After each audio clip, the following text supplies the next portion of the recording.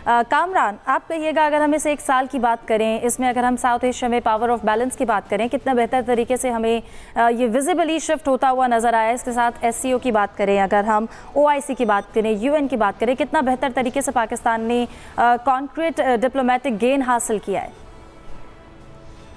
मैं इसे दो फेजेस में देखूंगा। एक वो फेज जो पाकिस्तान और भारत के दरमियान ये 4 रोज़ा लड़ाई लड़ी गई, उससे पहले का पाकिस्तान और उसका बाद का जो पाकिस्तान है, और उससे पहले का इंडिया और उसके बाद का जो पाकिस्तान है,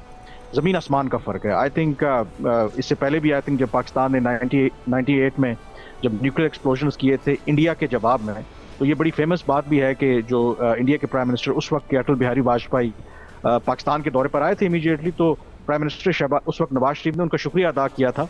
शुक्रिया इसलिए अदा किया था कि आपने बड़ा भला किया कि आपने न्यूक्लियर एक्सप्लोजन किए और हमें मौका मिला कि हम भी जवाबन फिर एक न्यूक्लियर ताकत बन सकें पब्लिकली। तो ये उस वक्त अटल बिहारी वाजपेयी ने पाकिस्तान के ऊपर एक एहसान किया था। और फिर ये जो पहलगाम वाक़े के बाद जिस तरह की मिस कैलकुलेशन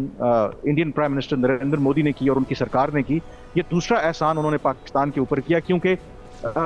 इस वाक़े से पहले और इंडिया ने पाकिस्तान के ऊपर जो हमले किए थे उससे पहले पाकिस्तान के बारे में जो पूरी दुनिया में और इवन विद इन पाकिस्तान, ये लेट्स एक्सेप्ट द फैक्ट, बहुत से लोगों का ख्याल था कि हम मुआशी तौर पर कमज़ोर हैं, हम सिक्योरिटी हमें चैलेंजेस हैं, पॉलिटिकली हम अनस्टेबल कंट्री हैं, और it is a matter of time. और बाहर दुनिया में परसेप्शन ये थी कि भारत जो ऑब्वियसली बड़ा मुल्क भी है, बड़ी फौजी ताकत भी है, जब हमारे ऊपर हमला करेगा तो हम मेल्ट डाउन कर जाएंगे।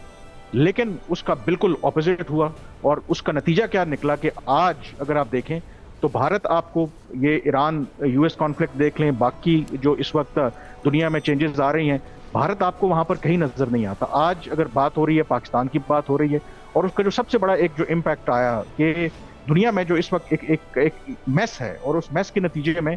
वही ताकत जिसके पास एक स्ट्रॉन्ग मिलिट्री है, जिसके पास एक विल भी है कि उस ताकत को जब जरूरत पड़े वो एक्सरसाइज कर सके। तो ऐसे जो ममालिक हैं उनकी जो कद काठ है उसमें इजाफा हुआ है। और फिर एक और जो मिथ जो बड़ी चैलेंज हुई है, क्योंकि जो इंडिया की जो भी मिलिट्री और जो डिफेंस पावर थी उसमें एक बहुत बड़ा कंट्रीब्यूशन पिछले 15-20 सालों के अंदर मगरिब का था, अमेरिका का था, क्योंकि उनके साथ उन्होंने अपनी जो स्ट्रेटेजिक पार्टनरशिप है वो इसलिए इंक्रीज की कि वो चाहते थे कि जब भारत स्ट्रांग होगा मिलिटरीली तो वो चीन को काउंटर करेगा। लेकिन जो पाकिस्तान के साथ उनकी ये 4 रोज़ा लड़ाई हुई, तो जिस बुरे तरीके से इंडिया एक्सपोज हुआ, तो मगरिब को भी ये ख्याल आया कि अगर भारत पाकिस्तान जैसे मुल्क का मुकाबला नहीं कर सकता तो चीन तो बहुत बड़ी ताकत है, चीन से वो कैसे मुकाबला करेगा। उससे भी जो दुनिया की जो कैलकुलेशन है उसमें तब्दीली आई, उनको रियलाइज हुआ कि पाकिस्तान जैसी ताकत को नजरअंदाज नहीं किया जा सकता। एंड मोर इंपॉर्टेंटली, आखिरी में जो मेरा पॉइंट है कि इस वाक़े से पहले, यानी कि भारत ने जो पाकिस्तान पर हमला करने से पहले, लेट्स एक्सेप्ट द फैक्ट कि जो हमारे कई अरब दोस्त ममालिक थे उनका भी पाकिस्तान के साथ रवैया कोई इतना अच्छा नहीं था। लेकिन जिस तरीके से पाकिस्तान ने परफॉर्म किया, उसके बाद हमने देखा कि जो हमारे अरब दोस्त ममालिक थे उनका भी रवैया पाकिस्तान से मुतल्लिक मुकम्मल तौर पर बदल गया। और definitely I think while we celebrate our victory, at the same time I think हमें भारतीय सरकार और नरेंद्र मोदी का भी शुक्रिया अदा करना चाहिए कि उन्होंने हमें मौका दिया, नंबर 1, कि हम कोई इतने गए गुजरे नहीं हैं, हम मिलिटरीली भी स्ट्रांग हैं, हमारी स्ट्रेटेजिक रेलेवेंस भी है, और आज दुनिया में हमारे जो जियो पॉलिटिक्स की बात करें तो हमारे ग्लोबल स्टॉक्स जो हैं वो बहुत ऊपर जा चुके हैं।